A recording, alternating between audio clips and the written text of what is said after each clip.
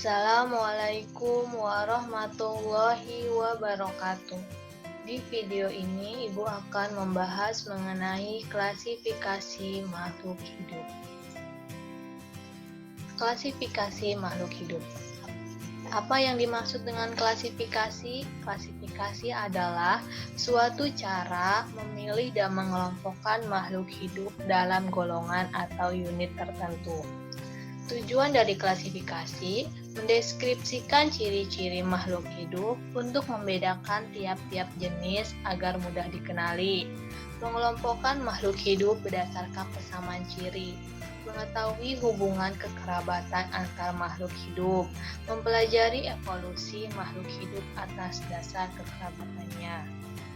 Adapun manfaat dari klasifikasi memudahkan dalam mempelajari organisme yang beragam, memperoleh informasi mengenai kekerabatan antar makhluk hidup yang satu dengan yang lain, memperoleh informasi yang dibutuhkan dalam upaya konservasi, untuk memperoleh potensi makhluk hidup yang menguntungkan bagi manusia. Klasifikasi makhluk hidup dilakukan oleh beberapa ahli. Pada awalnya, klasifikasi makhluk hidup dilakukan oleh Aristoteles membagi klasifikasi makhluk hidup menjadi dua kingdom, yaitu kingdom animalia atau kingdom hewan dan kingdom plantae atau tumbuhan. Dengan perkembangan selanjutnya ditemukan mikroskop. Kemudian oleh Ernest Haeckel, kingdom dibagi menjadi 3, yaitu kingdom animalia, kingdom plantae, dan kingdom protista. Nah, kingdom protista ini berupa makhluk-makhluk hidup yang uniseluler atau yang terdiri dari satu sel dan dilihat dengan mikroskop. Selanjutnya, dengan perkembangan teknologi ditemukannya mikroskop elektron. Kemudian oleh Herbert Copeland, kingdom dibagi menjadi 4. Kingdom animalia, kingdom hewan, kingdom plantae, kingdom tumbuhan, kingdom protista, dan kingdom monera. Nah, pembagian ini berdasarkan ada tidaknya membran inti, karena pada monera ini tidak memiliki membran inti. Kalau protista, animalia, dan plantae ini memiliki membran inti. Nah, selanjutnya berkembang lagi menjadi 5 kingdom oleh Robert H. Whittaker. Kingdom dibagi menjadi 5 kingdom, yaitu animalia atau kingdom hewan, kingdom plantae atau kingdom tumbuhan, kingdom protista, kingdom fungi atau jamur, dan kingdom monera. Nah, selanjutnya oleh Carl Woese, kingdom dibagi menjadi 6 kingdom. Nah, pada kingdom ini Carl Woese membagi monera ini menjadi 2, yaitu Archaebacteria dan Eubacteria, sehingga kingdom tersebut menjadi 6, yaitu animalia, plantae, protista, fungi, Archaebacteria, dan Eubacteria.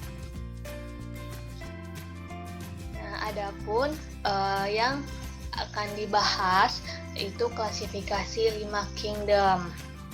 Nah, yaitu monera, protista, fungi, plantae, dan animalia. Nah, pada monera ini yang membedakan dari kingdom yang lainnya, yang pertama, membran inti. Monera tidak memiliki membran inti dan disebut juga sebagai prokariot. Sedangkan protista, fungi, plantae, dan animalia memiliki membran inti atau disebut juga eukariotik. Nah, selanjutnya monera ini organisasi selnya terdiri dari uniseluler. Jadi selnya hanya terdiri dari satu sel. Sedangkan pada protista ini sudah ada yang multiseluler dan juga ada yang uniseluler. Apa yang membedakannya? Kalau multiseluler terdiri dari banyak sel, sedangkan kalau uniseluler hanya terdiri dari satu sel. Nah, contoh dari uniseluler itu ada amuba, protozoa. Nah, sedangkan yang multiseluler ini bisa dilihat langsung oleh mata. Contohnya alga. Nah, selanjutnya fungi. Fungi merupakan organismelnya uniseluler. Ada yang terdiri dari satu sel dan ada yang multiseluler, terdiri dari banyak sel. Nah, kalau plante ini semuanya multiseluler, terdiri dari banyak sel. Dan animalia juga multiseluler, terdiri dari banyak sel. Selanjutnya cara memperoleh makanan. Pada Monera ada yang cara memperoleh makanannya melalui autotrof. Jadi autotrof itu makhluk hidup yang bisa mengubah senyawa organik dari anorganik. Bisa melalui fotosintesis atau melalui reaksi kimia. Nah, ini pada Monera. Jadi bisa istilahnya bisa membuat makanan sendiri dengan mengubah senyawa anorganik menjadi senyawa organik. Nah, kalau ada juga yang bersifat heterotrof. Kalau heterotrof makhluk hidup yang tidak bisa mengubah senyawa organik menjadi senyawa anorganik menjadi senyawa organik. Nah, sehingga dari mana? Nah, sehingga senyawa anorganik yang didapatkan makhluk hidup heterotrof ini dari organisme lain, atau istilahnya tidak bisa membuat makanan sendiri. Jadi pada Monera ada yang bersifat autotrof dan ada yang heterotrof. Sedangkan Protista ada yang autotrof dan heterotrof. Kalau fungi heterotrof, jadi dia tidak bisa membuat makanan sendiri. Kalau plante dia autotrof karena bisa melakukan fotosintesis, sehingga makanan yang didapatkan melalui fotosintesis atau bersifat autotrof atau fotoautotrof. Sedangkan pada animalia ini bersifat heterotrof. Contohnya Monera itu pada bakteri Salmonella typhi, penyebab penyakit tipes, ini bakteri ya. Penyebab penyakit tipes. Protista contohnya amuba, fungi contohnya jamur, plante contohnya Mangifera indica, ini mangga, animalia contohnya Columba fasciata atau burung merpati. Selanjutnya tahapan dalam klasifikasi. Pertama, identifikasi ciri makhluk hidup. Kemudian mengelompokkan berdasarkan ciri-cirinya, perbedaannya, persamaannya, kemudian pemberian nama takson. Nah, takson ini apa? Nah, tadi kan klasifikasi merupakan pengelompokan dalam unit-unit tertentu. Nah, setiap unit ini disebut dengan takson. Nah, ini akan kita bahas di slide selanjutnya. Nah, urutan tingkatan takson. Ini, yang pertama ini tingkatan paling tinggi, kingdom. Di bawahnya ada filum atau divisi. Nah, filum ini untuk hewan, sedangkan divisi untuk tumbuhan. Kemudian ada kelas, ada ordo, famili, genus, dan spesies. Semakin tinggi tingkatannya, jumlah individu semakin banyak, persamaan ciri semakin sedikit. Sedangkan semakin ke bawah, jumlah individu semakin sedikit, persamaan ciri semakin banyak. Nah, ini pemberian tata nama. Dalam pemberian tata nama makhluk hidup menggunakan binomial nomenklatur. Nama ilmiahnya. Nah, pemberian nama ilmiah binomial nomenklatur ini pertama kali dilakukan oleh Charles Linnaeus, atau disebut juga sebagai bapak taksonomi, bapak yang mengklasifikasikan makhluk hidup. bagaimana cara pemberian nama ilmiah atau binomial nomenklatur? Yang pertama, nama spesies atau nama makhluk hidup itu terdiri dari dua kata dalam bahasa Latin atau yang dilatinkan. Jadi pengguna nama ilmiah itu bukan bahasa Inggris atau bahasa daerah atau bahasa lain-lain, tapi nama ilmiah itu menggunakan bahasa Latin. Yang selanjutnya, kata pertama menunjukkan genus dengan huruf besar. Kata kedua, petunjuk spesies dimulai dengan huruf kecil. Nama spesies dicetak miring atau di garis bawah pada setiap katanya. Nama spesies juga mencantumkan inisial pemberi. Nama spesies ditulis setelah petunjuk spesies. Nah, contohnya ini ya. Ini nama spesies Oryza sativa atau padi.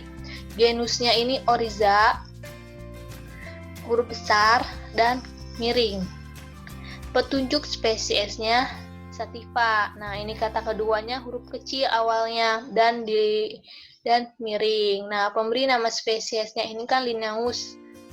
Nah, ditulis L terus dan titik. Yang ini tidak di garis bawah ya, atau tidak dimiringkan. Kalau ini dimiringkan.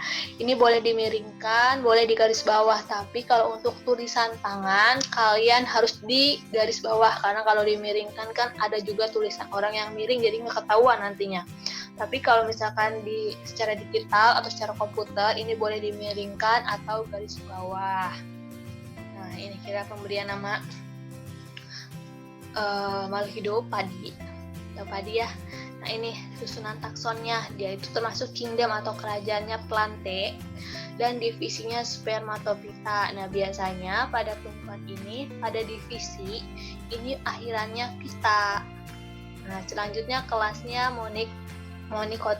monocotyledon atau berkeping satu. Spermatophyta itu tumbuhan berbiji. Kalau monocotyledon itu berkeping satu, ordonya Poales. Nah, dan pada tumbuhan biasanya ordonya diakhiri dengan kata ales dan familinya diakhiri dengan kata Aceae.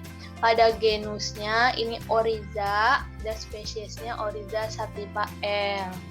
Ini pada tumbuhan ya, kingdom tumbuhan. Sedangkan pada kingdom hewan, yang contohnya di sini spesiesnya kucing, kingdomnya Animalia, filumnya Chordata atau bertulang belakang. Kelasnya Mamalia. Mamalia ini yang memiliki kelenjar susu. Carnivora, ini hewan pemakan daging. Familinya Felidae. Nah, pada hewan biasanya famili ini diakhiri dengan idae. Kalau pada tumbuhan Aceae. Kalau pada hewan ini idae. Nah, genusnya ada Felis, spesiesnya contohnya Felis maniculata. Jadi boleh dimiringkan tulisannya pada nama spesies atau di garis bawah. Nah, ini yang dinamakan dengan binomial nomenklatur. Yang pertamanya nama genus, yang keduanya adalah petunjuk spesies. Jadi nama spesiesnya menggunakan binomial nomenklatur. Nah, mungkin itu saja video pembahasan mengenai klasifikasi makhluk hidup. Semoga ilmunya bermanfaat. Tetap semangat. Terima kasih. Wassalamualaikum warahmatullahi wabarakatuh.